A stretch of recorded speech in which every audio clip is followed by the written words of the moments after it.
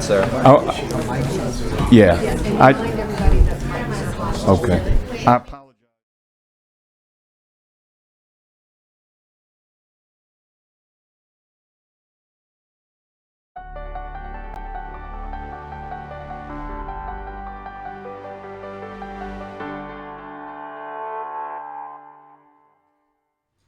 We're on. Oh, and let me also, before we get started, all these mics are hot, so when you speak, they're already on, okay? If you talk to Arthur next door and give up secrets, everybody's gonna know it. I wish you would have told us that 5 minutes ago. A lot of And people we are now streaming too. Yeah. So not only are We're we on. live, we are streaming. Great. All right, I'll call the meeting to order. And Jeff, could you have prayer for us? Thank you. All rise if you're able, please. Heavenly Father, we once again thank you for the opportunity to meet this evening, to work on the business of our parish, to discuss topics of importance to all. We ask that you give us patience, forgiveness, wisdom, and the deliberation to make good decisions and recommendations to our parish council. Father, we ask that you be with the families of those that tragically lost their life last night in Washington, D.C. We pray for worldwide peace for all people in your name. In Christ's name, amen. Amen. Thank you. And the pledge by Larry? To the flag of the United States of America and to the republic for which it stands, one nation, under God, indivisible, with liberty and justice for all. Thank you. Now we'll call roll, please. Councilman Lowen. Here. Councilman Raleigh. Here. Councilwoman Tanner. Here. Arlana LeBlanc. Here. Jeff Shane. Here. Kevin Davis. Here. Elizabeth Hoffman for Colin Sims. Present. Scott Delafar. Here. General Ernst. Here. Councilman Impastato. Absent. And Colliers Morris on behalf of President Cooper. Welcome. Thank you all for being here. We have approval of minutes from the last meeting. Hopefully you've had the opportunity to read those. Be open to take a motion. So moved. We have a motion by Arthur. Second by Ms. Tanner. Any discussions, any corrections? All in favor say aye. Aye. Any opposed? So moved. We will note that you all really couldn't vote because you weren't here last month, so that's okay. All right, new business presentation. I want to thank Jefferson Parish Inspector General for attending here in St. Tammany. Kim Raines Chatelaine. Did I pronounce it right, Kim? Thank you. We really appreciate you being here, and we will now start your presentation. Thank you so much. It's an honor to be here this evening. I want you to know that I was there when the Jefferson Parish Office of Inspector General was both studied and stood up, and we were fortunate to have people come and educate us one by one on what the offices do. I have tried to tailor a presentation tonight to answer your questions. I'll take any that you have, but I have prepared it sort of based on my experience of things I wish they would have covered for us when they were talking and educating us on offices of Inspector General. Just by way of introduction, I practiced law for about 20 years, overlapped in that. I was an assistant attorney general, and then moved into parish government actually because I was not able to continue traveling all over the state to go to trial. So I took a job as the ethics and compliance officer right after our parish president and our parish attorney and our COO were indicted. So it was an interesting time to step in. And at that time, politically, there was a schism between some who wanted an Inspector General's office, and some who thought internal audit and Department of Ethics and Compliance would be good enough. I went in and stood up that Department of Ethics and Compliance before the IG office was stood up, worked in there, got to know parish government, and then when they did appoint an Inspector General, I offered to go serve him as the first assistant. So I served as the first assistant for, I guess, 9 years. And then I was appointed Inspector General in 2022. So if there's any part of this journey that you want to talk to me about, I'm glad to answer your questions. Some things that I didn't know about IGs, I've sort of like covered in these slides. I'm being mindful of my time, but please interrupt. If this is redundant to you, go ahead and say, we've already figured this out, Kim, move along. The concept of Inspector Generals was born in the military. I don't know if any of y'all know this, but way back when we had the Continental Army, we actually had some problems with efficiencies, effectiveness, and training. So a gentleman by the name of von Steuben was identified, and he's sort of recognized as the first effective Inspector General and introduced the concept into our government as early as our Continental Army. This is kind of important and interesting because that model that was introduced in the military is how it gravitated into the federal government. So the very first Inspector General in the federal government was a gentleman that came out of the military and went in and said, okay, we need to bring this model into the federal government. It spread throughout the federal government, and it went through its own growing pains of what does it mean to have an Inspector General, and some of the principles that they fought with was funding, independence, access to records. These are challenges that still face Inspectors General at the federal, state, and local level. From the federal government, it found its way into state and local governments and probably has exploded in the last 30 years. The oldest, really, office of Inspector General, not surprisingly, was birthed in the city of New York, who had their own scandals, including a mayor that had like 2 sets of books. So they were sophisticated way back then in how they were doing things and overspending and waste. And so it started in New York, but it really grew out of the military. So this is an evolution of Inspectors General. You can see 1777 the Army. It went on to the Navy, the Marine Corps, and the Air Force were a little slow to come on. And then we now have it spread throughout the Department of Defense. On the federal side, we have the first Inspector General in the CIA. And then we have him moving over. I can't see him. I know the Department of Agriculture is up in there. Importantly, after Watergate, is when we had the Federal Inspector General Act, and I'm just going to call that to your attention. These are the standards and these are the laws by which the feds operate, but these are the laws that the state and the locals began to borrow from. So we're talking about a body of laws that date back to 1978, which means they've been tried, they've been true, they've been tweaked, but they're there.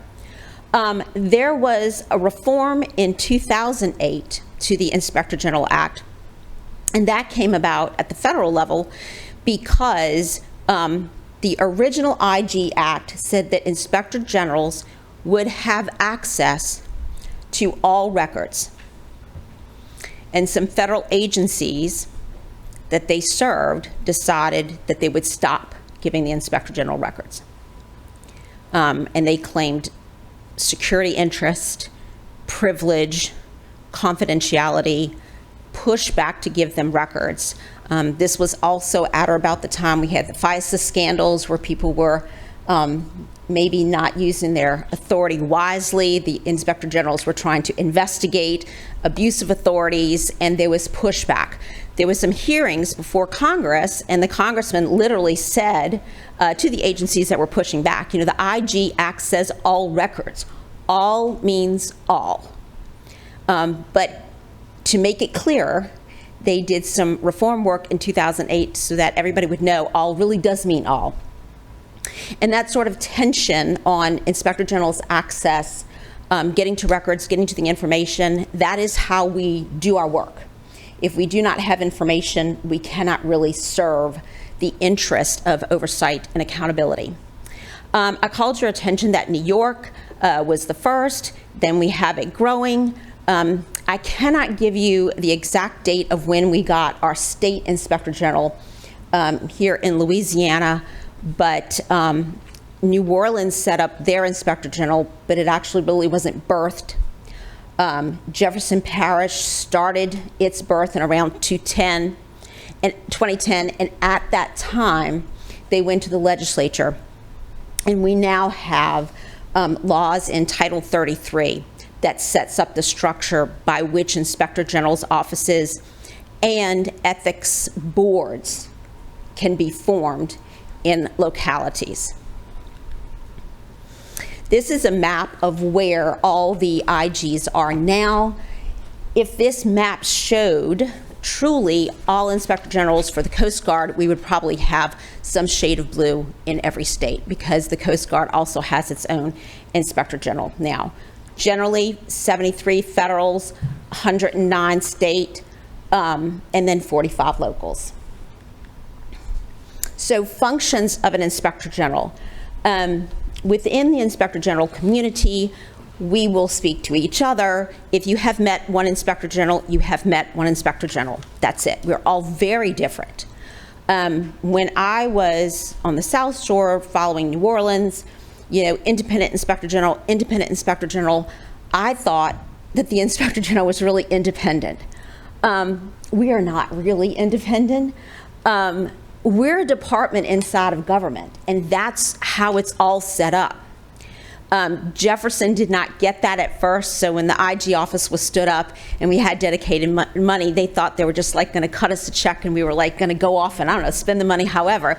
But no, if you look at our charter, there are certain mandated departments. Personnel is one, finance is one, and an Office of Inspector General was added to our charter, and we are carried in the Code of Ordinances as a department of parish government. And it's important, in order to do the work, that you actually be a component part of the government. What makes and defines our independence is that we're neither appointed nor can we be terminated at will by the government. So our appointment really defines our independence, but it's our location inside of government that allows us to serve. That being said, we can serve in different ways, and different offices serve in different ways. We do all three functions. We do inspections and evaluations, we do audits, and we do investigations. I know some offices that only do audits. I don't know of offices that only, no, I take that back. I know of offices that only do investigations. I don't know of any offices that only do inspections and evaluations. New Orleans does all three. I'll go over kind of a flavor of what they are, so you can think about what your needs might be or what your appetite might be. History of the Jefferson Parish Office of Inspector General. As I indicated, we lost our parish president, we lost our parish attorney, we lost our chief operating officer. Two of our council members wanted to run for the position of parish president. Both of them were running on good government, and they both started stumping and saying we need an Office of Inspector General, much like New Orleans had, and they campaigned on these issues. To prepare for this, the council, the Jefferson Parish Council, formed an advisory committee. And for your edification, I have shared with you the results of that committee's report. This committee met often. They got input from the public about their interest in offices of inspector generals. They did their own research as to what IG offices do and how they function. They did some checking in with the Attorney General's office, because Jefferson Parish, like St. Tammany, has municipalities within the parish, and so they had to think about that. And what would the jurisdiction look like? As we all know, hopefully, because we studied it in school, you know, New Orleans is unique insofar as the parish and the city have the same boundaries. And so the way they operate is very different from a parish with municipalities inside. I shared with you that AG opinion, and hopefully that will be helpful to you in your exercise. And you will see that our jurisdiction came to be defined, and there were certain offices that were carved out because they were led by independent elected officials. So, so they studied that. They did say that the advisory committee concluded that they wanted an office with the maximum authority permissible under state law that had just been amended to add Jefferson Parish to it.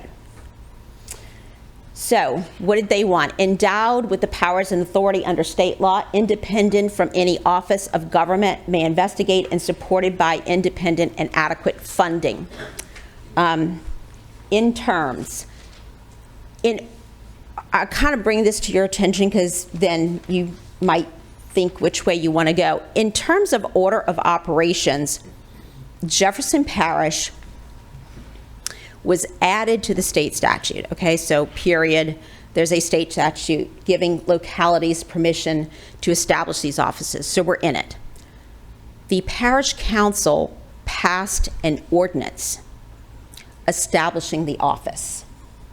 So like I think it was like in May, they passed the ordinance with the powers, with the authority, with the appointment. Is on the books. Then the council went to the public in November and had a charter amendment passed by the people adding the office to the charter. And secondly, we had excess revenue in our streets, and they rededicated a portion of the streets millage to the Inspector General's office. Sometimes when we talk, we always talk about the office being supported by a vote of the people. Yes, it was supported by a vote of the people, but the council actually passed the ordinance first, and then you could have done it the other way around. I don't know what the wisdom was of doing it that way, but it did allow them to sort of like battle out and get clarity about what they wanted and what it was going to look like before they went to the people, before they added it to the charter. Can I ask a question really quick? Absolutely.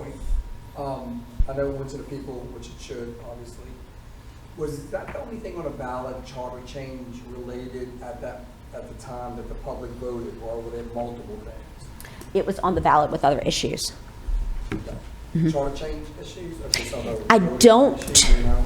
I don't really recall whether there were any other charter change issues.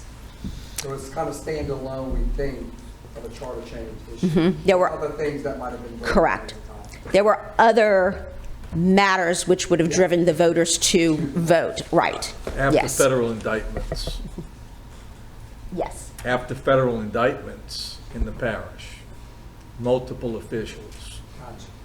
So the parish was somewhat embarrassed, I think. Yeah. I mean, I came onto the parish in May of 2011. You know, this started in 2011. I can tell you the indictments, the ink hadn't even dried. They were just still in the news into 2012. So, yeah, it took a few years, and every time somebody went to court, we were all reminded as to what had happened. Creation of oversight entities, so this is important. In addition to creating the Office of Inspector General at that very moment in time, what was also added to the charter was the Ethics and Compliance Commission.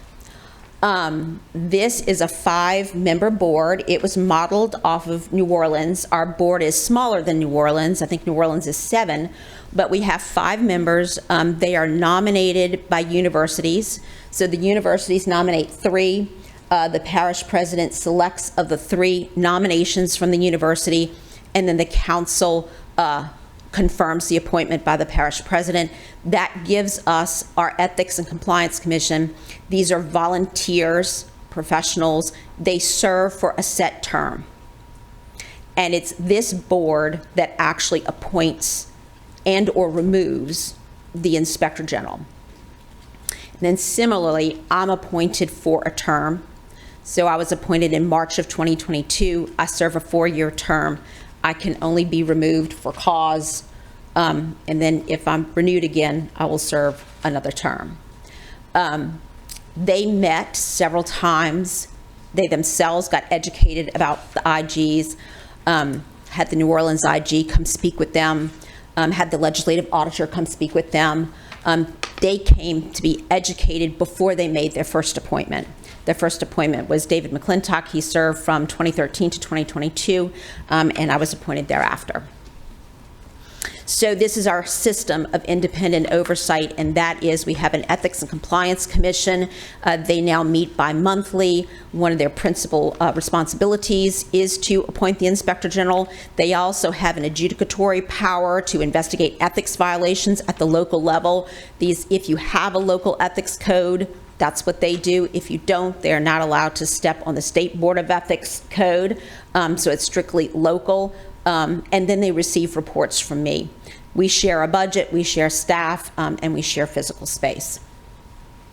So I indicated our funding came from the rededication of a streets millage, and that way nobody can touch our funding. We have had inspector generals, throughout the nation that they've issued a report, upset somebody, and the first thing that happens is they go after their funding. It actually happened to our state inspector general. The Senate came after his budget and he had to go fight for his money. So a dedicated funding source is one of the principles that we recognize as part of independence. So this is sort of a little example of who we are and who we aren't.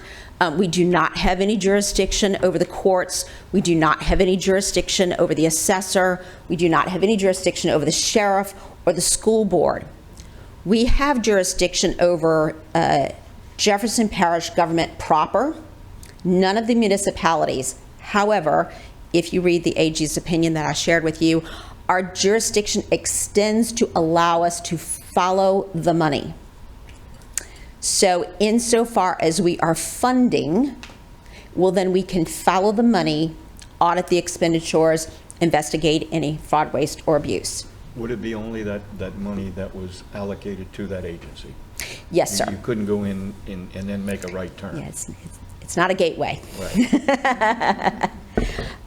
So enabling state laws. I can't read my own slide. So this is just the general principle that begins the section of state laws that allows us to create these offices. And the premise behind it is that every public official should be held accountable to the highest standards of government. We have broad investigative powers under state law. It's probably the most important thing to give an IG. If I had to pick between appointment and money and investigative powers, I don't know. I'd be hard pressed. If you cannot get access to the records, if you have to fight that, then you're useless. So I'm not sure if it's important that you can or can't be fired because you can't get the job done.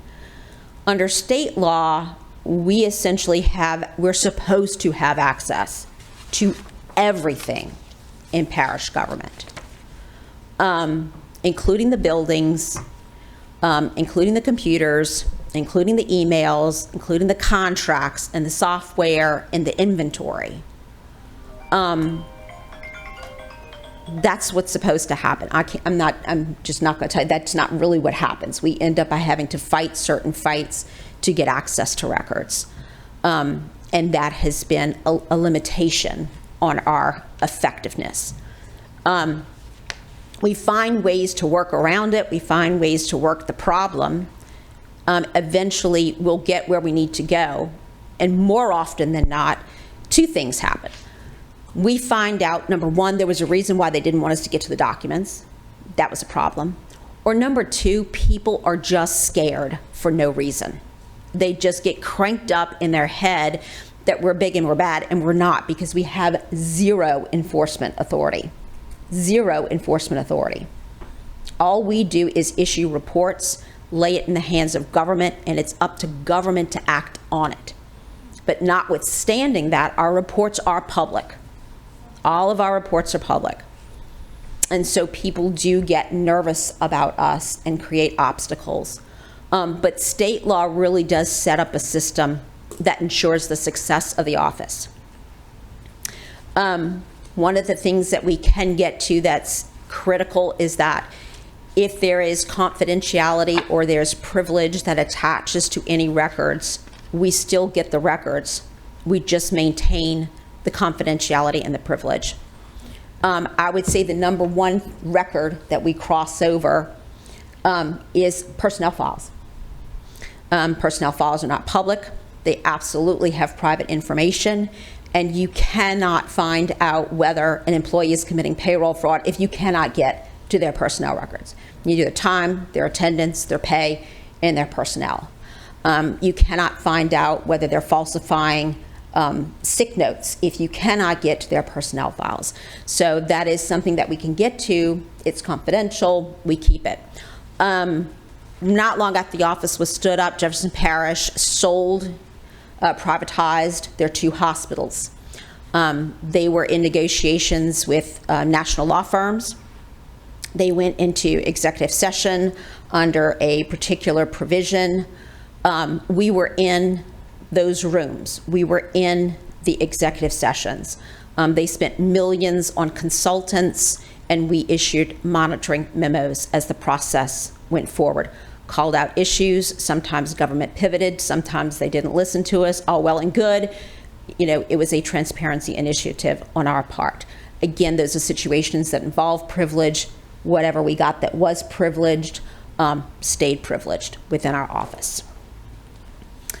A separate responsibility and power that we have, which is actually a great tool for government, is that we have the ability to subpoena records, which I am an attorney. You don't as an attorney get to just go subpoena what you want. You file a suit, you have a charge, you have something, and then off of that number, you can issue subpoenas. You can't just go to court and issue subpoenas. As the Inspector General, we have that ability. So if government is encountering issues, say with a vendor, say a vendor is building a road, and you begin to suspect that there's overbilling or billing anomalies, you as the government can't really do anything about it. I mean, like if you have an audit clause, you can try to execute the audit clause, but you're in a very soft, vulnerable space.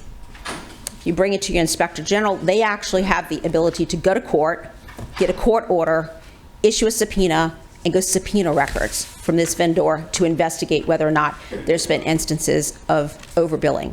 So this is, it's an authority we have, it's an authority we use, it's a tool that government can use as well when they bring issues to the Inspector General. And if y'all have any questions, feel free. So our office, audits. When we're running audits, our goal is really controls, compliance, waste, prevention, detection. Audits are going to look at waste. Could have done it better, could have done it more efficient. When we are doing an evaluation, we are looking at whether a process or a program is working the way it's supposed to. We have an ongoing evaluation right now into our permits department. So hurricanes, et cetera, demand for permits, inspections, et cetera. Jefferson Parish started allowing third-party inspectors to perform work. So no longer were inspections being done by parish employees, they were being done by third-party inspectors. We had a company and an employee of that company who did a lot of inspections for Jefferson Parish end up by getting indicted. As a result, we are now in code looking at that program of third-party inspectors, primarily to protect the citizens, meaning if I'm getting my house repaired and I'm paying a contractor and somebody's coming out with a clipboard and a pencil and they're looking at my house, like, I don't know who they work for. They look like an inspector. As a result of them, I get a permit to move forward. I don't know that this is somebody that my contractor went and paid. And he might hire the same inspector to do all of his work, and the money is being exchanged there, and I don't really know until I get in my house and find out that my house is not built to code, and I've got no recourse. So we are looking at that program right now because we know that it has problems. That is an evaluation. We also do investigations, abuse, fraud. Our investigative unit, I'm sorry, I did not introduce him. This is my Deputy Inspector General over Investigations, Jeffrey Adolph. Jeffrey's great. He's a nice guy, and one of his main talents is making friends, and he makes friends everywhere, and that's what investigators need to do. So Jeffrey maintains positive relationships with our federal partners. He maintains positive relationships with Jefferson Parish Sheriff's Office. He also has developed relationships with the Louisiana Board of Contractors because we've had several matters that involve them. Other agencies throughout the state, he developed those relationships. We will refer matters to people, and people will refer matters to us, depending on who's got the best shot to get it cleaned up. We had an employee at Lafayette. I can't even remember quite how we got this. I think it was a tip. We got a tip about some behaviors at Lafayette. I don't really remember whether we got the whole of the tips, but at the end of the day, what was uncovered is we had the assistant director of Lafayette Park, which is a substantial park in Jefferson Parish, accessing pornography during the day on his work computer. That was a problem. Larger problem. The director of the park was going out, and we had cash stations where you would put cash in to access amenities. Basic control feature. If we had an audit going on, they would have called this out as a control feature. There was no policy or procedure in place to have the removal of the cash witnessed. So you should always have two people watch the cash come out of the box. He was only one person. Cash went in, different amount came out, some amounts never made it. We estimate there was about $93,000. Could have been more. We also had some checks go missing. Ultimately, he was prosecuted. The assistant director was removed from his job. The director was moved from his job. We had some complaints go on with our volunteer fire company in Grand Isle, both as to payroll and as to performance. That started out as an audit, eked its way into an investigation. Several reports came out. What we found out is that in the accounting side of government, we had set everybody up on ACH, so money just kept going out to this bank account. But they were getting the money in one bank account, moving it to another bank account, making payroll, because one of the entities that we were contracting with, the charter, the state charter for that entity had been revoked. So we essentially were paying a corporation that did not exist. And we uncovered that because they had created another entity and essentially added an S. So they created an entity that looked like the old entity. And if you weren't paying attention, you just didn't pick it up. And it was just something that the team picked up, and that situation was rectified. Government actually took the money back in and started paying them out differently, put some new controls in place, and that was a result of an audit, but the investigators supported. Oh, thank you. Regardless of what we're issuing, and people maybe outside the office just look at our reports, and one report looks like another report, whether it's an audit evaluation or an investigation, it all looks the same to them. In a sense, they all follow a similar process. We have very high standards that we have to meet, and we have quality assurance measures. All of the work that we do is planned. So we sit down and we map it out. Then we go into field work. Then we go into a report. We issue our draft reports to any subject of a finding or a recommendation. So reports do not just go out, they go to you first. We sit down, we have conversations with you. This is what we found. This is what's in the report. Jeffrey just issued a report to a director at the parish. This is what we found. This is what's in the report. This is what we heard. We can't prove, it's not in the report. However, this is a blazing inferno, and this garbage can is also like smoke coming out. Like you got problems. These are the only problems that are making it into the report, but you need to go look at this over here. And the director was like, okay, this is not new information to me. He kind of like knew there was a problem, but didn't have anything to sink his teeth into. We ended up by, of course, we're going to give him the draft report. He's going to get to respond. If he chooses to take personnel action against the subjects of this investigation, we have promised him, we have materials we will share with you. These are our limitations. This is what we can share. We will support you in whatever action you want to take. And we will note that in our report. So wherever possible, we do try to function as a resource and a partner with government. They don't tell us what to do, but we are there to serve government as much as the people. So I covered that. Audit and evaluation activity.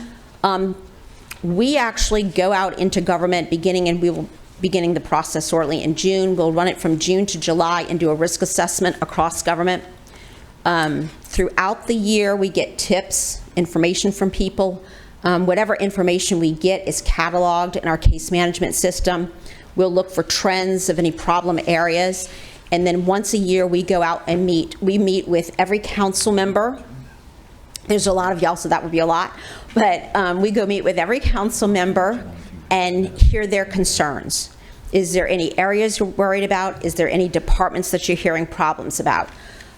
We'll take all that information, we'll meet with the parish president, and then we'll meet with numerous department directors to see what are their problem areas. And we assemble all that information, and once a year we put out a work plan that's sort of a reflection of our assessment of the risk areas. And then we'll target all of our audits and evaluations to hit those areas.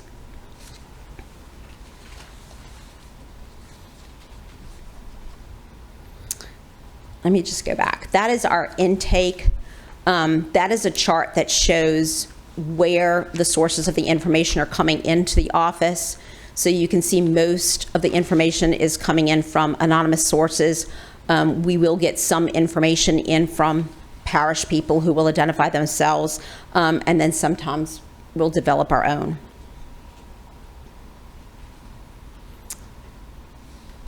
So that's sort of like an image that covers, we are inside of parish government.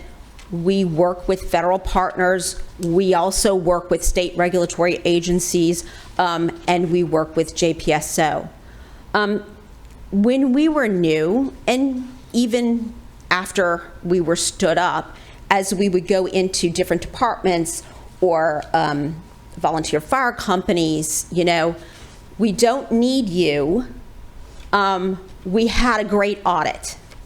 We don't need you. The LLA has already been here. My background is in law. It is not in accounting. To say that you've been audited probably doesn't, I mean, like at this point, my conclusion is to say you've been audited means nothing to me. What kind of audit? Was it a financial audit? Was it a performance audit? What was the scope? What was the objective? If you don't know the scope or the objective, to say that you've been audited means very little. The advantages to having an Inspector General office is that it does set its scope. We do mostly performance. We do not really do financial audits. You can set your scope and your objectives to your problem. We conduct our audits under GAGA standards, which is the same standards you would otherwise be audited in your financials, but they are performance audits, and our auditors are basically trained to look for fraud.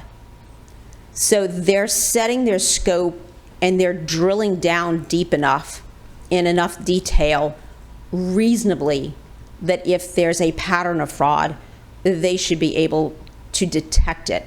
If they detect it, they turn it over to the investigators, and the investigators will drill down.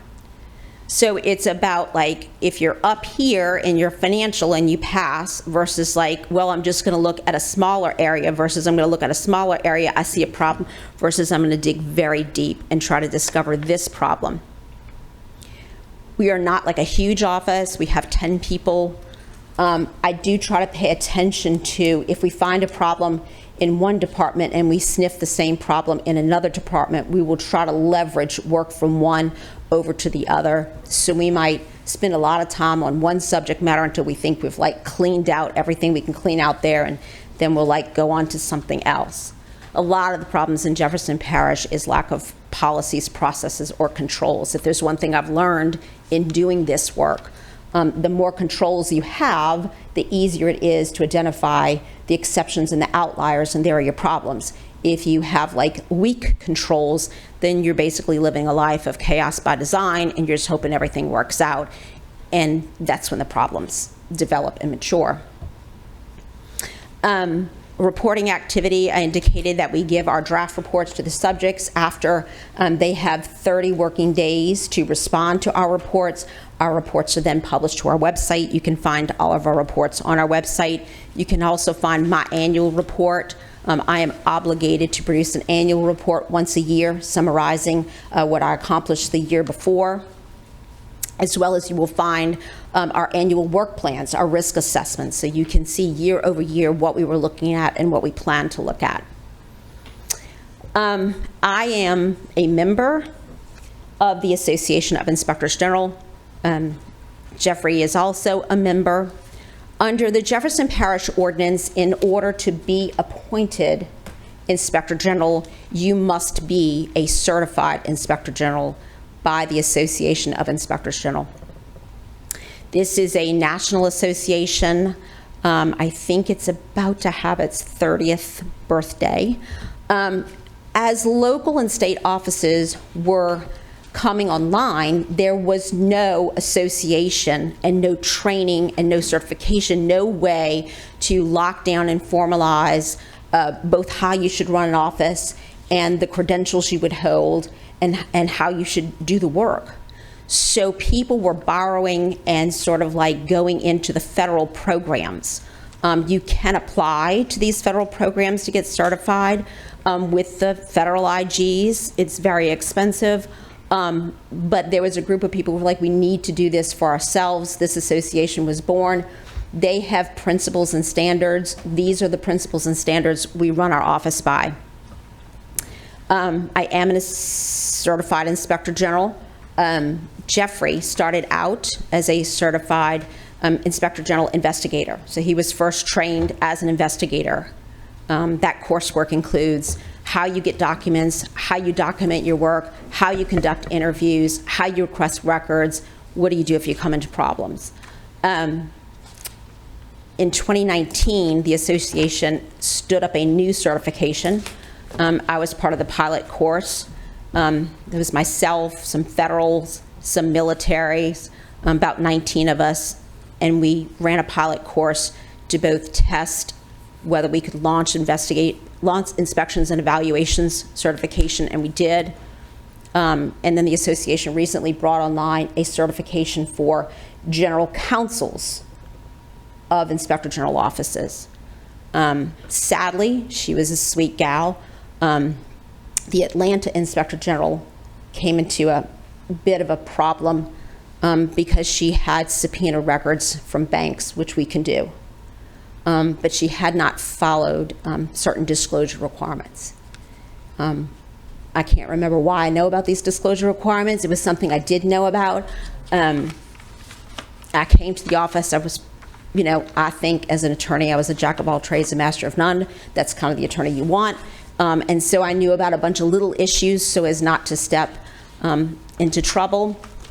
But we now have this course launched just to teach general counsels how to represent IG offices and what legal issues to watch out for.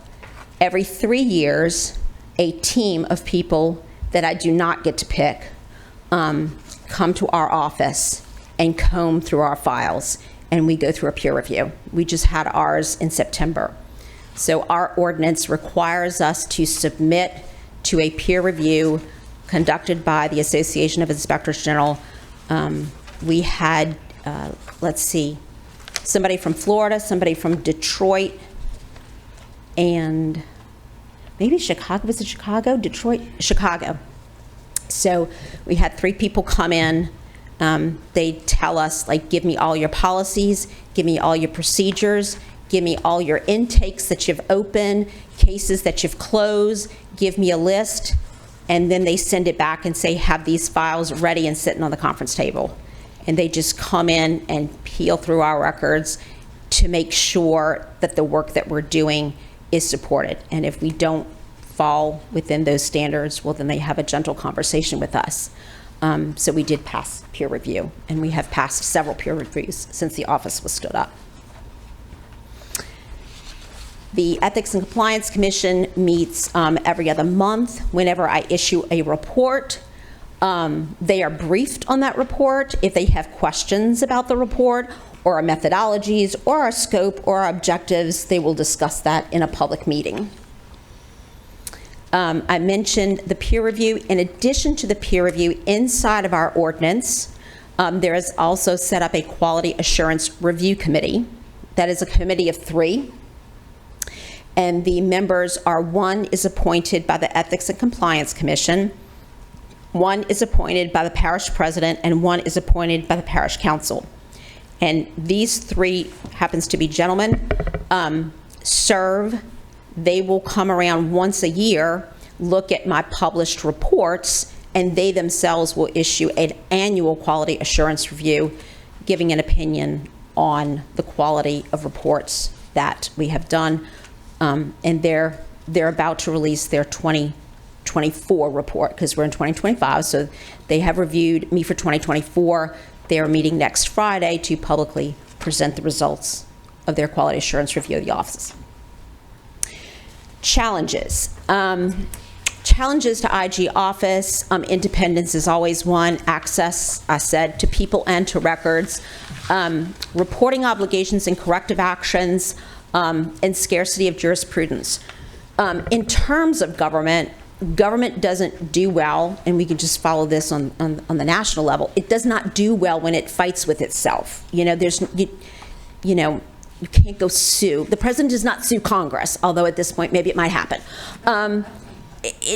We don't fight each other. We're supposed to be separate branches of government. So there's not going to be a wealth of case law on how to do this job. So you sort of have to go looking for it, or you find other areas to borrow it from. Our legislative auditor issued subpoenas to the insurance commissioner, and the insurance commissioner fought it. That was a case. That's a state law case. We all do. New Orleans tried to have jurisdiction over, I think, the school board, because the money for the school board passed through the city. So they're like, aha, it went from New Orleans, city of New Orleans, to the school board. We have jurisdiction. That went up to the Court of Appeals. The Court of Appeals said, nay, nay, it was just a pass-through. It wasn't really funded by the city. It was just like the city was the payer for the money. And so we have that case out there. There's not a lot of case law out there. That's kind of a challenge to the work that we do. We issue our reports. Interestingly enough, Jefferson Parish does have an internal auditor. They kind of crank that up again and sort of like try to refine it. They put in the ordinance for the internal auditor that the subjects of the internal auditor's reports must respond to the audit and must prepare corrective actions that are identified. We do not have that provision in our ordinance, which is a shame. So sometimes we issue our reports to government and they will not respond. Sometimes they do respond. Sometimes we are there doing the work and they try to figure out what we're doing and they try to fix it before the report comes out, which is all good by me. If it's fixed, it's fixed. I don't care how you got there. But it's better to have a dialogue. Jeffrey just had a very productive dialogue with this one payroll issue case with the director, and they're working collaboratively to sort of move that issue. So that's sort of a challenge that we have, is non-responsiveness from government. We're fine with independence. Not suggesting that y'all Google me, but you can. I issued a public letter in Jefferson Parish in September of last year. Jefferson Parish got ARPA money, and when they got the ARPA monies, $84 million, they took the ARPA money and divided it up among all the council members and put it in their discretionary funds. We have one council district who got $10 million, 10 plus, and they decided to give it to a nonprofit. So they had the 10 million, they signed a CEA with the nonprofit, gave the 10 million to the nonprofit for the nonprofit to build a brewery and a taco restaurant on a parcel of land that the parish owns next to the courthouse. And we issued a public letter about why that may not be a great transaction the way it is structured. People got very angry with me. I think if they could have fired me, they would have, but they didn't. Because thankfully, we have organizational independence, and I could only be removed for cause. They did go looking for cause. They actually hired somebody to investigate me. He came in my office, and I said, you know, have it what you want, because I knew the work was solid. And he issued a report, cleared me, and life moved on. Point being, this is a sad note to leave on, but I was the Assistant Attorney General for the Racing Commission, if anybody follows horse racing. I mean, for 14 years. I took away licenses. I made a lot of people angry. I ultimately had trainers hug me. They were my friends, even though I might have prosecuted them at one time. I had civil cases. I thought I was prepared for this job. This is a rough job. I'm grateful for it. I believe in the work. I believe in the mission. I believe that government should have a relief valve that comes in with no agendas and brings accountability. That being said, it is a hard job to pull off, and not for anyone who's got thin skin. With that uplifting, can I answer any questions? I have a question. I have a couple of questions really quick. Yes, sir, go ahead. I know we probably all have a question. Ending with that note, number one, you're tough. You've been through it, I can tell, and we appreciate you being there. On pushback, after this was formed, you know, the public obviously was very motivated to go to the polls because of what was happening in Jefferson Parish. To get this Inspector General in place. Do you have any pushback at all from the public? I think I'm hearing where the pushback is. Any pushback from the public? Or they just kind of do your thing? I'm not going to say I've never had a disgruntled person, but we do have a good network of civic associations, and we will go to those civic association meetings and make sure that they are informed of the work that we do. And I would say overwhelmingly the people who go to civic associations, which those are the involved citizens, are very supportive of the office, even regardless, for me personally in the last 7 months, regardless of how the news was covering it, they were very dialed in and supportive of the office. And two other things really quick. You talked about 10 on staff, right? Mm-hmm. I noticed when I was reading the report here from 2010, they gave you they set up the budget 1.5 to 2 million. Where are you now? Okay, don't hold me to it. I think we're at 1.5, and please don't mistake me as not knowing, but it goes like this. I think the millage might generate around 1.6, but all millage departments get a certain sweep. Okay, so we're not seeing the 1.6. We're seeing, I know, $300,000 or $400,000 less than that. And then I work very hard to keep our costs pretty static. So I think I run it at about 1.1, 1.2. And one last thing, I know we have a lot of questions. In the state of Louisiana, parish or municipality wise? Do you know how many state, any inspectors that are actually working now in our state, like any municipalities or parish? Like how many? How many like certified, how many offices? Yeah, how many officers? Yeah. Right. So Right now, we that's have, set up for that. yeah, I do not know the size of the State Inspector General's office. The State Inspector General's office is one of those offices, and keep in mind, we do have the Legislative Audit Office, right? He has focused his work on investigations. So he does not have the ability to prosecute or to arrest, but he drives the facts and turns it over to law enforcement partners. That's the state. I don't know how large his office is, but it's not very large. We are 10. We are running, let's say 1.5 is a round number for our budget. And then New Orleans, they are funded by a percentage of all contracts.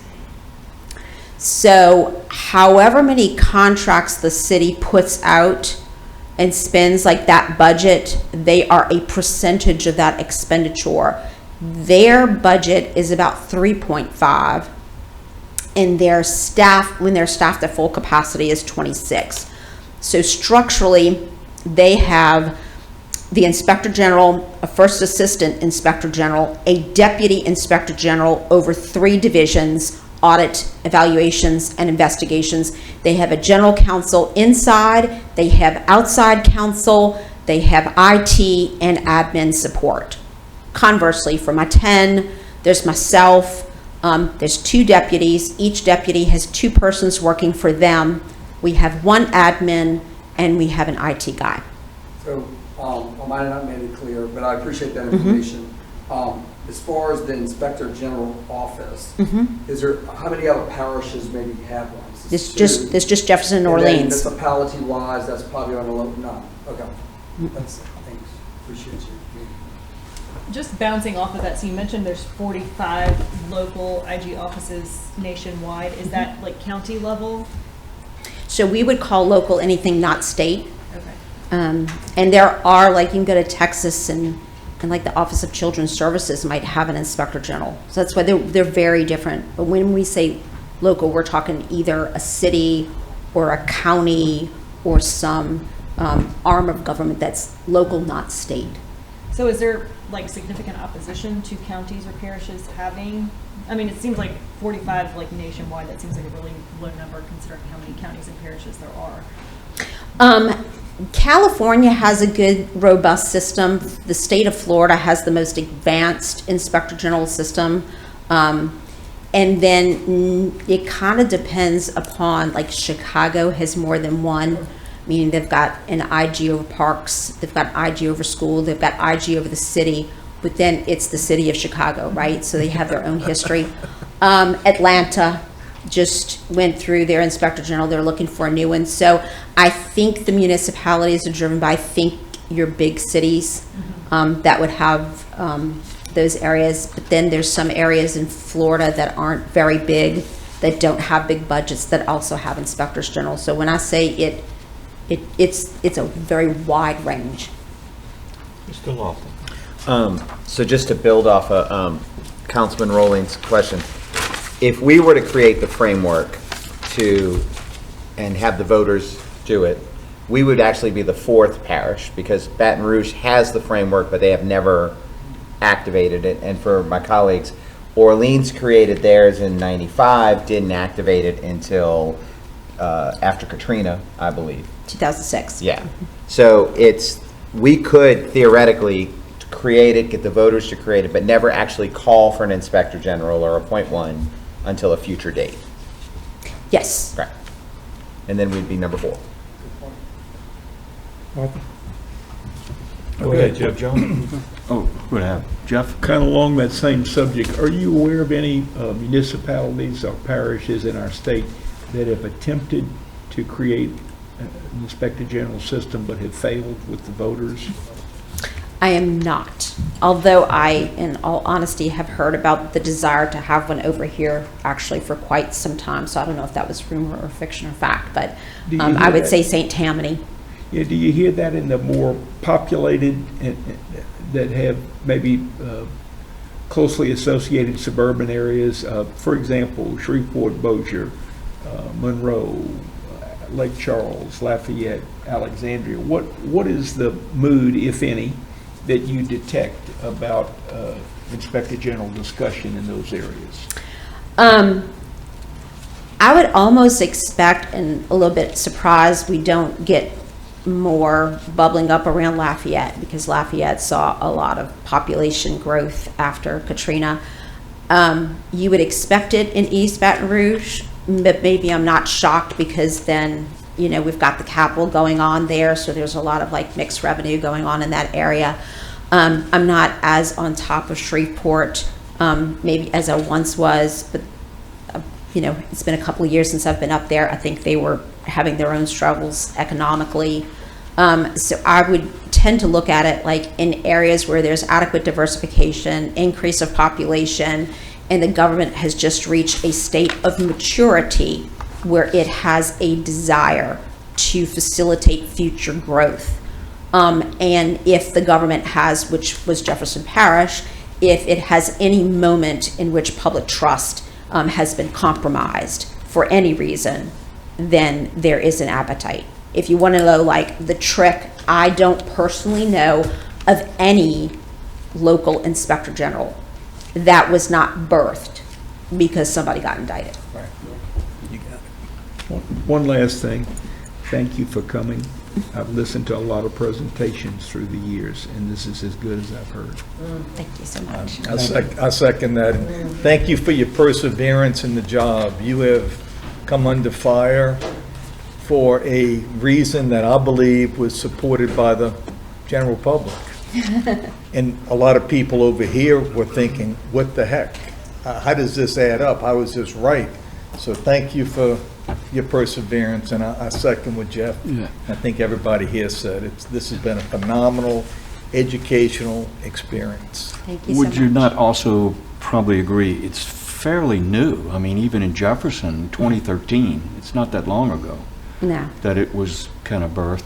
I do see inspector generals now, to answer your question, you see on this other page, almost every state has some, be a local or a state agency. Yeah, I was going through the list on here. I was just curious Yeah. why, you know, there's out of all the counties. I think in I'd the country, there's so probably few. agree with her comment. When the public sees a lot of scandal, and they're like, okay, wait a minute.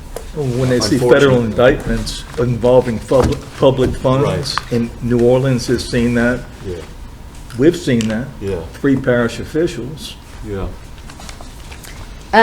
Whatever you decide going forward, I sent you those materials. I did Yes, send along my thank you. PowerPoint. I am readily accessible to anybody here or anybody else who's not here who has questions. Feel free to call, and I'm glad to share whatever we have. Great, thank you so much. Thank Tim. Appreciate you. it. Thank you very much. Oh, wait, I'm sorry, General. The General's got a question. Sorry, Not yet. General. Not yet. Off the contrary to your rumor, I was not Washington's IG.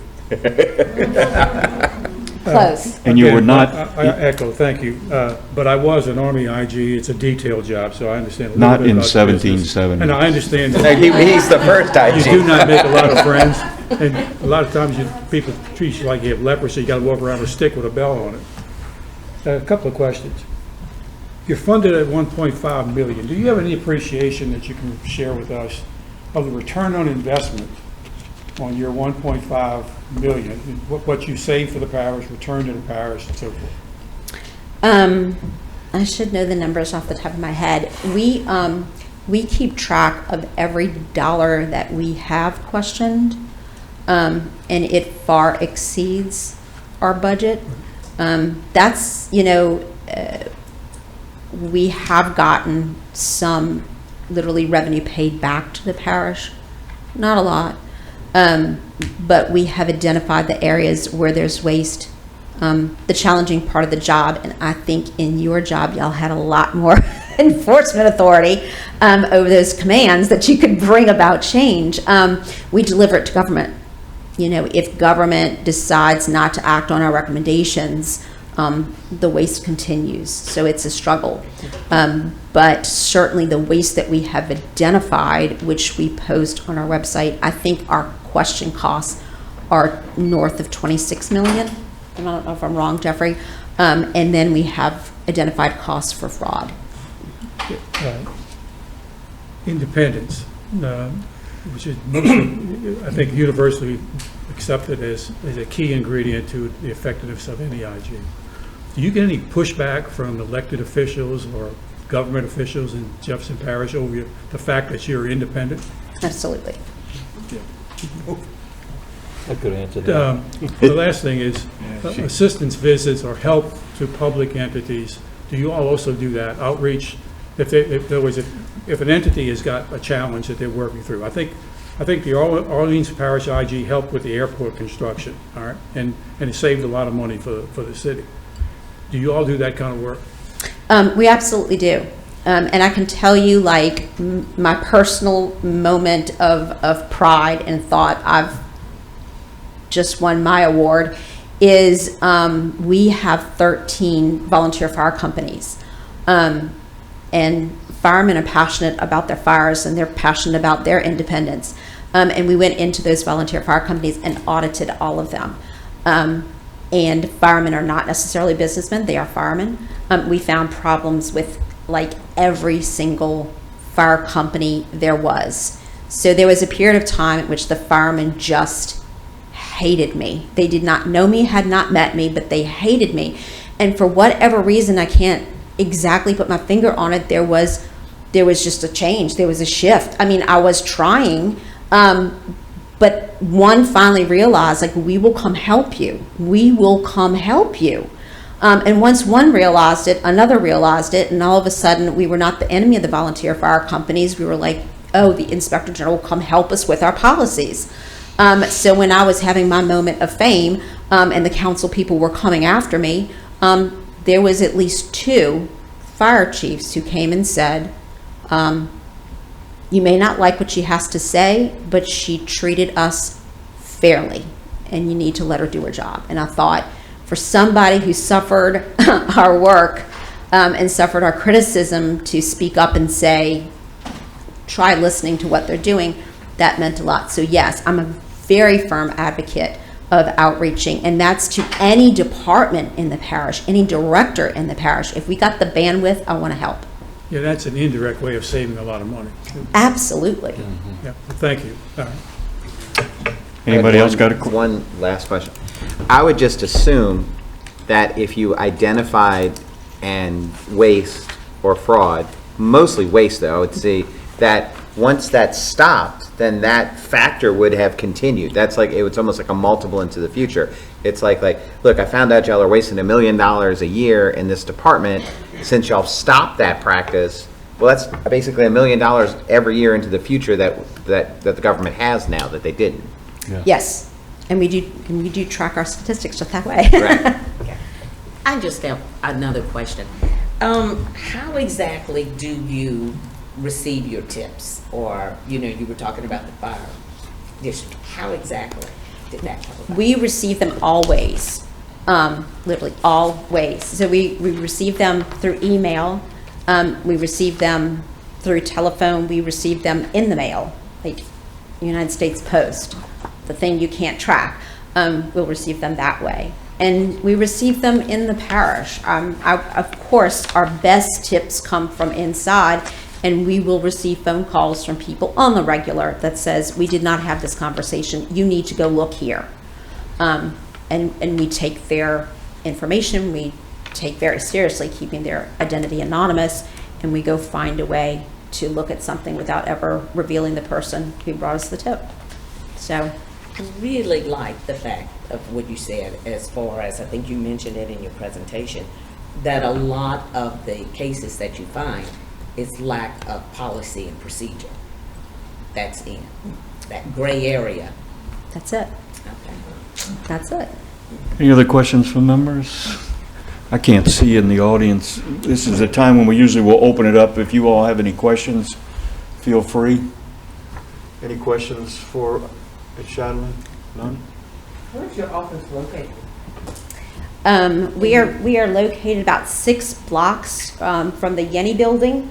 Also in our ordinance, we are prohibited from occupying space in either the government complex or the Yenny building. They made us go occupy other space. They supply that space, or is No, we funded out pay of for your? it. Okay. It's private leased space, but they, their thought was nobody wants to be seen entering or exiting the IG's office. So there we go. It makes sense. Can I ask one more question? Does the parish attorney represent the OIG, or do you have independent counsel? Are you an attorney? I am. Oh, I love that question. By charter, the parish attorney represents government. But within the charter, it specifically provides an exception that we may, not that we shall, that we may go and retain independent counsel. I think our relationship with the parish attorney should be positive. But the parish attorney has taken the position, more than one parish attorney has taken the position, that they do not represent us. And will in fact take action against us, which as a lawyer I think is a conflict of interest. But another academic conversation that's not fleshed out in the law. Yeah. So I am also a lawyer, and I have another question. We're represented by the district attorney's office. Mm-hmm. The district attorney's office gets a very large source of its funding from our general fund. So the inspector general, if it were set up the same way as it was in Jefferson Parish, would have the authority to investigate a huge portion of the DA's budget, and specifically the civil division's budget. So I see layers upon layers of conflict there. And I also had a question about attorney-client privilege. Mm-hmm. We talked about some of the privileges that, you keep it confidential, but does your authority, do you overstep attorney-client privilege? We've had those lovely conversations as well. At the federal level, they've made it past that mark. In other words, you can't claim privilege, and privilege is not compromised by the Inspector General getting access. Our parish attorney is maintaining that privilege would be compromised.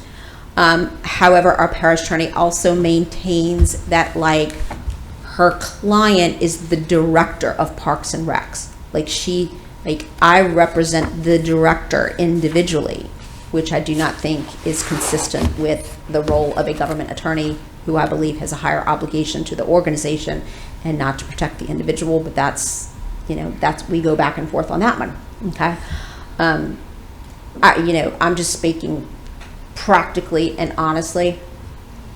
The only time I've ever, number one, and I'm just keeping it real, guys, we have gotten information from other people that technically the communication should have been privileged, or if somebody was doing their job, we wouldn't have gotten the communication.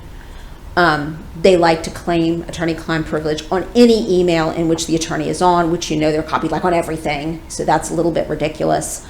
And usually when they really put up a serious fight, eventually we get past whatever thing it is and find out that they were hiding behind attorney-client privilege. So that was the thing at the feds. And I personally think national security is a better one than attorney-client privilege in terms of access. And no, they were like, you get it, you just can't. And if we breach either privacy or confidentiality, we actually can be prosecuted for a misdemeanor. So that's pretty scary. But it's an issue that we navigate. And attorneys make a good point. You don't want to have a chilling effect on government seeking advice from their lawyer. On the other hand, if you're seeking real advice from your lawyer and you're putting it in an email, well then I don't know what to say. So it's a space that you navigate. All right. Thank you very much. Good, thank you. We appreciate it very much. Need a side job? Yeah. I think I got enough of those.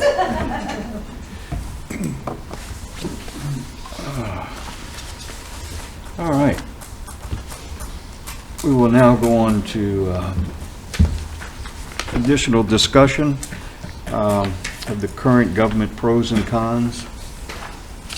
If anybody, Arthur, you got a whole page? I just got some notes that I wanted to start off when we start this, and just remind everybody of why we're doing this, why we entered into this thing. So for those of y'all who grew up here, and those of y'all who've lived here since 2000 or since 1998, this is when Mr. Davis, when he was a police juror, he was on this committee and they created this form of government. And the question I want y'all to ask yourselves is, it's been 25 years later since we've been this form of government, are things better or are things worse? And the things to keep in mind, and this is not a direct correlation, but things have changed. So in the year 2000, we had 190,000 people lived here. In the year 2010, that number grew to 233,000. The 2020 census is 264,000. The estimate right now is that we're at 280. If y'all watched my last performance at the last council meeting, I released that there's 4,000 homes in the chute to be built. All right, 4 people per house, that brings us 16,000 more people. We're at 300,000 people. That's what's changed in the past 25 years, and that's what our future is in the next 30. But also, the quality of life has changed over here in this sense. In 1990, there was only an estimated 34,000 jobs in St. Tammany Parish. Now there's 95,000. All right, and we crossed a huge economic threshold a couple of years ago where for years it was always 27% of the population. Bye, y'all. Thank you. Drive safe. Thank you very much. 27% of our population for the past 20 years had always done what they're doing. Go to the South Shore to go to work. Well, that fell for the first time in 2020, and that fell to 22%. And that allowed us, St. Tammany Parish, to become its own economic area. Okay, so we are our own little economic area. We're no longer part of New Orleans. We're our own entity. So that's what I want you to keep in mind. We're just trying to figure out what is next for St. Tammany. What do we need to do? Do we need to change the charter? Do we need to throw it all out, or do we need to make minor tweaks? That's the only reason we're here. This is why I called this committee when I was still chairman of the council last year. And that's what I want y'all to keep in mind, and just ask yourselves, we do have challenges no matter what. This last election, for the 6th time, the people of St. Tammany said no more taxes. Okay, for the 6th time. We have to finally listen to them. But we still have these problems. We have no funding for our state mandates. That means no funding for the district attorney, no funding for the jails, no funding for the judges, and no funding for the justices of the peace. All right, so that's our challenge. All right? But we need to keep that in mind. So, first question, are we better or worse than we were 25 years ago? All right? What can we learn from what we've done, and what do we need to do in the future? Do we need to make minor tweaks? Do we need to make major changes? And that's it. This is why I called this, and I really appreciate y'all's time and dedication to this, because I know it hasn't been easy. Great. Thank you. Any other comments? I do have something I want to propose at this point, because I know we're really getting to the point of like the drafts of these possible changes. By talking to people in the public, and we appreciate who's here tonight and been here for all the weeks that we've been doing this, and also the business community on this, because I mean we all have our own vision, right? And that's why it makes this so special to be part of this committee, and also the public having a part of this. My recommendation, just by looking at the schedule, I know we're not quite there yet, but I think I want to say this now, is maybe our next meeting, since we kind of went through everything that we could at this point, and then we're getting ready for the draft stage, is maybe hearing from the public one last time, even though they're going to have an opportunity once we go into drafts and have those drafts almost complete, to give us anything else to think about before we go into the draft stage. Because they might bring something up on the business, like the chamber or the St. Tammany Corp, or just the public in general, any other organizations, that maybe give us a little bit more thinking points before we go into that draft. Instead of, we go into the draft, and then when we discuss that draft with the public, then we're gonna maybe make another tweak. So maybe a little bit beforehand. So I don't know, that's my recommendation, maybe for the next meeting, because it seems like we're close to being into that draft mode. I don't know if maybe the committee thinks about that. So, in a sense, to do another, let's call a public hearing Yeah, and advertise it heavily for the public to attend. and organizations, like, different Yeah. business Well, organizations. and the basis is, is there changes that you would like to be, Correct. you would like to see At the happen? hearing, if they've been tuning in, having a pulse of the public discussing it, Yeah. then this is what they would like to see if it's a consideration of this committee. Sounds good to me. Any other questions or comments? I think it sounds good, but I think instead of just asking the open question, because I think most people have never looked at the chart or read it, I think it may be helpful to provide a few issues that members of this committee think are the most likely to be recommended based upon, not a vote, but based upon your general sense of the discussions and time spent. And we all know what I'm talking about.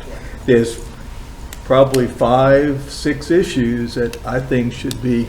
Maybe like a short list, and then the public can bring up any other issues that they think could be addressed. Yes, Larry, I think it would be incumbent upon us to lay out those issues, to lead people into discussions on those issues, not knowing anything about what the charter says or doesn't say about it, or if it says nothing about it, like Inspector General. Yeah. I think that's our job for one last attempt. We need to throw out a gill net of communication and hope that we get people to come in and talk about it. I frankly don't think people are that engaged about this right now. And I don't think they will be in the summer. I'm going to be honest. Yeah. I'm going to be honest. We have a handful of people here, but I see the public post on Facebook from St. Tammany Parish government. Yeah. I don't see any responses. So I think we need to put it out there and lead. Yeah, I agree. Did you see on the review, this might be one of the options. The only thing we don't have is, I really wanted to discuss public referendums by the citizens. I'm sorry? In the agenda, you'll see those items that sometime during the last 3 or 4 months, I'll get to you, these items were of concern to a member. And those would be the kind of things that we could put that out so the public kind of gets a general idea of what we're thinking or could be potential areas. So maybe what we can do is, if we get an email out to the committee, put our top items of thought on that consolidated, then put it out to the public, and this is what our thoughts are. Tell us what you're thinking and anything additional. I like the idea, and I think a general was next. General Ernst. Yeah, I think the idea of a public meeting is a good idea. I think you can sort of combine them. You can have a list of what we think that they may believe are the key issues. But if you just put the outreach to get people in is important. But there are a lot of organizations in St. Tammany Parish that do pay attention to these things. You got both political parties, North Shore, you got the Chamber of Commerce, and you got a host of others. I'm a member of CCST, and there are others like that out here. If you send emails to those people, they will get ready, and a lot of them know a lot about the Home Rule Charter. So you could, and if allow them to come in and make presentations. If it takes 2 public meetings, so what? All right? Yeah. I had So Mo and then. yeah. Yes, I wanted to mention, I think that. Mo, you got to come to the mic. Fill out a card too. Yes, Maureen O'Brien, Parish Council, District 10. I think I know most of you, or all of you. But I was going to say, that's an excellent idea. My only concern is, and I like the fact that you're talking about having 2 meetings, because quite honestly, some of these ladies here and I, sometimes we cannot be here during the day. I agree. So I was gonna if ask. you're really serious about public engagement, I think the best time to have this type of meeting would be at one of your evening meetings, because agree. I would argue that the majority of people work during the day. Yeah, I agree with you. Ms. Terry Lewis? I had one other. Oh, I'm sorry. I apologize. No, we're joking. Maureen, you failed to give your address. Ooh, everybody's so close. Who else was next? Now you can actually see us right here. Yes. Reach out and touch us. Should we? No. I love this idea but I love to read and I love to know what I'm looking at. So I think it would be very helpful, to your point, that there are people who are very engaged and there are people who are somewhat engaged. So a lot of documents fashion an executive summary. So if you had a red line document of the charter, and I'm sure Emily's probably almost done with that, then people could see exactly what is being proposed to be. Can I have this? We have them over there. Holy moly. Yay. And it's redlined? Yeah. It's not everything, it's It's what a- we've had kind of to date. Oh, that's wonderful. It's a fabulous start, but it should be online because It will be. It to will the be. It point will be. that there are a lot of people who are engaging or they're watching after the fact and they're trying to tune in and figure out what's happening, but they will need to see this document to see what is being proposed, and then those other issues, the bigger issues that are not in here presently, an executive summary of here's where it is, here's what we're thinking about doing, I think would be super helpful to have published or sent out to by the parish president's office. I get those emails every Monday. So it could be a really great way to get it to a lot of people, to ask them to either engage online or come to a public meeting. So, good idea. Thanks, Larry. Thank you. Who? Just for everyone that's here and maybe watching, or for you all that got the packet today, I've been making a list as we've been meeting about those things that you all wanted to see. We really haven't had any formal votes, so I've just been using the comments to formulate this draft, and I only included the things in the draft that's available tonight based on the agenda for tonight's meeting. So it includes an amendment to section 1-06 to add a provision to allow public-private partnerships to the extent allowed by law. An amendment to section 206. It was originally entitled prohibitions, regarding prohibitions to the parish council, but I included prohibitions and authority because we added a new paragraph to add language for the council administrator being given the right to receive reports from the parish president and from directors. And again, all of this language is just my interpretation of the discussions, so please feel free to mark it up, send me your edits, and that's what we'll be discussing, that's what we'll be passing on as a motion to the full council. In section 208, council investigations gave the council the right to procure professional services related to those investigations. In section 209, the council's independent audit, again, giving the council procurement authority for an independent auditor without having to go through the administration. In section 410, remove the references to the personnel board. Those were just strike-throughs. And in section 502, requiring that a draft budget be provided to the council 120 days prior to the beginning of the fiscal year, and keeping the draft budget being submitted to the council 90 days before the fiscal year. So the draft budget is still a working document. The proposed budget is what the council is actually what the parish president is actually turning over to the council for the council to adopt, which of course the council can amend. What I'm continuing to work on, which I have drafts for, is removal authority in section 401 for the council to remove to remove directors of departments. Right now they have confirmation authority but no removal authority. some revisions to the legal department. If the parish president, parish council, and district attorney agree that the district attorney shall not be the legal advisor for the parish. In section 412, a provision that with a supermajority, a 2/3 majority, that the council can propose administrative reorganization of departments. In section 601, we've discussed reducing the threshold for referendums from the public. I've been doing the research on that. I haven't started any drafts, but I have found some other jurisdictions that have lowered that threshold to 10% of registered voters, rather than ours goes up to 20% if it's a limited jurisdiction or a limited area of the parish. We've talked informally, but I haven't drafted anything yet, and for section 802 to allow a censure mechanism.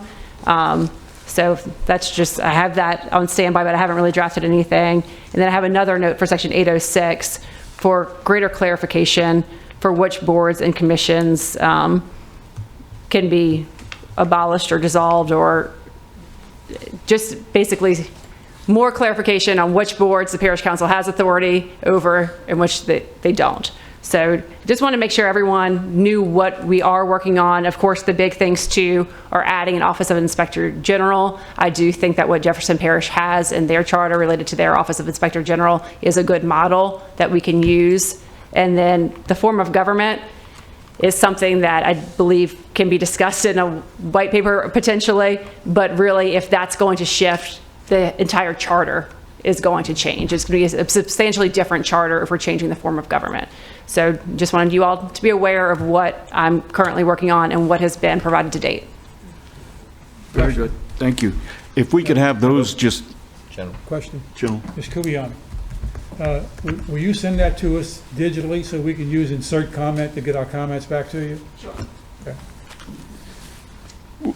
What I'd like to do is have those, even though they're just reviewed at this point, kind of one-lined for us to be able to let the public see what all those are. You're seeing them now in this charter piece, but there's some others that we're working on that you may not be aware of. So if we could list those and then put those out also. And again, so most people understand, nothing's been voted on. These are just items that we all have said might be something to think about. Some might be a little more favorable than others, but so if we give you that list to the public, it's just that. It's a list. So if everyone's okay with that, we'll go ahead. I only have one other comment about Maureen's. Go ahead. So I'm a little bit confused. So you're going to get this out to the people? Yeah. And it's going to go through like perhaps... Well, we'll put it online. Mm-hmm. It's going to be a list of some suggested comments. Because some people, as I think as Scott was kind of, they may read it and say, oh, wait, I really want to go and talk about that item. Mm-hmm. But it's open. We've been here, and I've here, a few of us, yeah. Very few of us have been here for every meeting. Yeah. And I know there are a few people who've been listening, but not that many really. Oh, there's a lot of people. Hi, Ed, because I know he's watching. There's a whole bunch of people watching online. All right. Sure. All right. What if they say, okay, well, I saw all this, and now I read the charter, and now, I would like to see this changed. Yeah, they can do it at that time. They can say it at that time. Yeah. Yeah, right. That's what we want. What is a deadline? I forget. There isn't a deadline we have. It is. Correct, July. I'm going to ask that we ask the council at their June meeting to extend that to September. Because I do want to make some comments about the upcoming meetings. The first one being Mary and the administration. This next meeting, I'd really like to do at night with the public. I just think, I just think we're going to get more people to come. So as representing the parish president, right? Yeah, I'm not going to be able to say yes or no. No, I was going to say, could you carry that back? Yes. Mary? Yes, and I just want to make sure you're all aware the June agenda was posted today, so that's something we could take care of in July if we need to. Extending the deadline past July for this Yes. committee? Yes. We still have time. We can do it on the July agenda, yes. Okay, is everybody okay with that, going to September and making the request? Hearing no objections, and we're going to just do that informally. The only other thing is, Scott, you did mention, and I will tell you, I now have a conflict for July. You had mentioned a lot of people will be gone for maybe vacations or whatnot. I don't know if we want to take a breather, have these public meetings, and then take a little breather, and then come back in August to reconvene. I'm just asking you. Yeah. I know he can't make one meeting, I can't make two now, and I'm thinking somebody else can't make one. I also think we should make the request, and you may have said this to the parish, to President Cooper, that all the next meetings need to be at nighttime. Yeah. Because we're getting into the nitty-gritty and substantive discussions, and we're trying to get the public engaged. So if we, just, I'm talking now, if we weren't to meet in July, we're talking about one meeting, two meetings, and then September meetings. So Mary, and we're probably talking 4 meetings, maybe 5 additional meetings would all be done at night. We'll have to look at PIO's budget. Right. I agree, I understand. That's why I'm asking. The only thing is, if we could do that fairly quickly, because we put out, Mary or Christine, we put out our agendas of when we're meeting. August 14th and the 28th, we do have availability at night. Okay, that'd be perfect.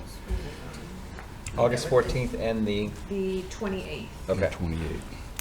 Is there a... Can you read those out loud? What dates are you thinking? August? 14th and August 28th. But we have to confirm with... Right, what about for June? June 12th, we do have availability at night, but we have to, still confirm with administration. And that, after that? I think we're... The 26th. Are we 26th? doing the 26th? If y'all want to do June 26th, we already have that scheduled. We already, yeah. So That's already a night. Are the conflicts in June or July? Mine's July. I may not be able to make that one in June, but one meeting's not a big deal. Christine, You would chair, you know how to do that. I know how to do it. So why don't we make a motion, building on my colleague, Mr. Delacroix, unless there's an objection by the administration for PIO issues, why don't we take a vote right now to move the time of the June 12th to 6? I have a motion, do I have a second? Got a second, any discussion? All in favor, say aye. Aye. We'll make that request. Okay. What is the request? June 12th. Next meeting, 6 PM. I'm not the chair. We're making, I request. Okay. yeah, it's a request. Yeah, I hear you. Yeah. Should we know? Y'all should be able to figure that one out. I'm saying. Awesome. Yes, ma'am. Figure it out. Yes, ma'am. This is getting to the point. How is, yeah. I'm sorry, I'm just speaking out No, it's loud. okay, go ahead. But because that we have gotten this far and we have gotten so little input from the community, 3 or 4 of us have been here most of the time, it's time to get down and do something. Yeah. And get something done and get people going. I will put out a message to everybody on my list, to come and get that lead ass butts out of here. Yeah, and we're going to send, if we could, for the staff, could we send it to the chambers, both east, there's a St. Tammany business, and there's a chamber here, and Jeff, I'm sorry. No, it's okay. I'm ready. I mean, whenever you finish. All right. Yeah, well, I'd like to make a comment. I guess it's audible. I hope my voice is audible throughout. I don't want anyone at this table or in the audience or who's listening tonight, let's don't be overly concerned about what we perceive to be lack of public participation. I don't want you to think that I believe that our committee should control the recommendation. That's not the point. But we've made ourselves readily available. We have a group of people that have been very consistent and loyal, and some newcomers that are joining us. But I believe, and I've really thought a lot about this, I think it's our job to encourage public participation, but we were a hand-selected committee by the council. And at some point, this committee needs to make its recommendation to the council.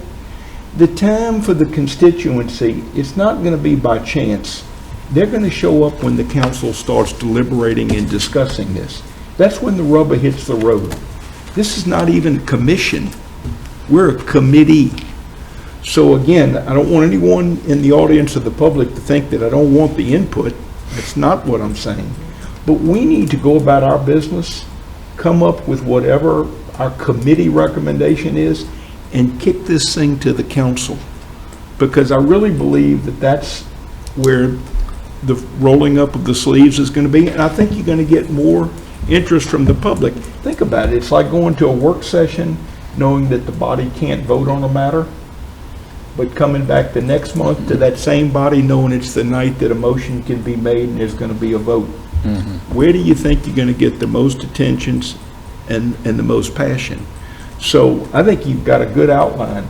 Let's keep rolling, but we really need to put a back end on this thing so that we can get it to the council level, which I know you have one. Yeah, I think, I would think by the end of August, we ought to have, between all of us, enough to be able to, and the public, to be able to make those decisions. And I do agree with you. This is not going to be the only place that it gets discussed. I think, and I want to thank all the members who are been on this commission or advisory committee. We've been as open as we can. We let you stand up. You can talk as long as you want. And I think that's because of you all's interest in trying to find the right answers for what we should do in St. Tammany. And it will go to the council, and the council's going to give you time to debate it, and there may be some recommendations from us that they say we're not going to do, we're not going to put on the ballot. I just want to make clear to the public that the administration is not opposed to night meetings. We have made a couple of requests to increase the PIO's overtime budget. We have a very small office and a lot of night meetings. So I would again ask the council, if we get to the point that we need to have night meetings, that y'all would please support our request to have the budget to have those night meetings. We certainly would do that. So, and we got one. Well, I think we'll all vote on two, that. three. The cost of that. We can vote on that right now. For 4 meetings or whatever. I know earlier in these sessions we provided the cost per meeting, so we can easily get that. It's about $1,000 a meeting is what it ends up being. Yeah, I mean, rotate their schedule. No, we are at the point, and I know this will be, we've had this discussion again and again. We have, I think, 6 employees in PIO. They do the council meeting, the planning meeting, the zoning meeting, which often go hours and hours into the night. We're talking from 4:30, not from 6 until however late the meeting goes. Right. From 4:30 until, you know, the council meetings and the planning and zoning meetings often go well into the night. In addition to, you know, late night council meetings. When these meetings are at night, when, you know, our infrastructure meetings and our agenda review meetings go after hours, that really adds up to a lot of hours. And we cannot, if we had them rotating their schedules, they would not be here during the day to do the rest of their job. If something should go wrong, I feel like I could raise that amount of money to pay as a donation. Well, if you'd So like we to could- do it ahead of time, we would certainly welcome that. This is sad. This is really sad. And I understand, and I want, This is a sad comment on St. Tammany Parish. and I agree with you. This is a pathetic comment on St. Tammany Parish. Because you want We have- participation from the public. This is unbelievable. Most people work, and it's going to, and they're not going to have their boss say, yeah, go watch TV for a little while. Okay, I'm not gonna continue it. I think it gets very emotional.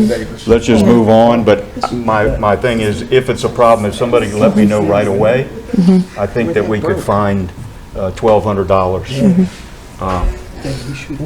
With that, I'd like to move on. I can't be here in July, not that you can't, you could go ahead and meet, that's not a problem. Okay. So, do you want to take July off? We need to tell them that now. Is that a problem for you all, if we not meet in July? It's fine with me. Everybody, though, you still got homework to do. Keep reading this, go over it, as you have been doing, talking to people, see what they think, anything. And for the next meeting, we're going to send out those requests. If there's nothing else before it, I'm almost out of my 2 hours. So, anything from the public? Nothing? Everybody okay?